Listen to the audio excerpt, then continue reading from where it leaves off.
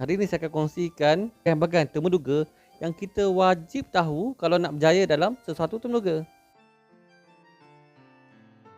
Fasa pertama adalah fasa tenang dan pengenalan diri, iaitu ice breaking. Dalam fasa ini, panel akan menyemak semua dokumen-dokumen kita dan memastikan kita berada dalam suasana selesa untuk menjawab soalan-soalan berkenaan. Dan panel nak pastikan kelancaran kita semasa berkomunikasi. Bahasa tubuh memainkan peranan yang cukup penting. Jadi sahabat perlu masuk ke dalam bilik temuduga dengan penuh yakin, senyum dan memberi salam dengan penuh confident.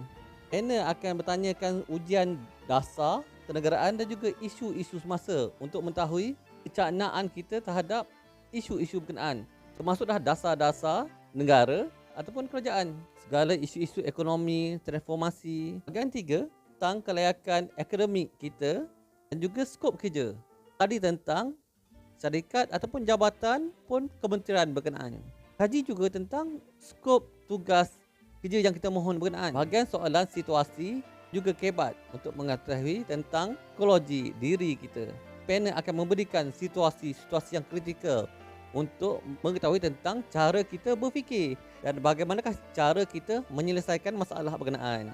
Bahagian penutup, panel akan memberikan rumusan tentang interview kita dan kita diberikan peluang untuk bertanyakan soalan.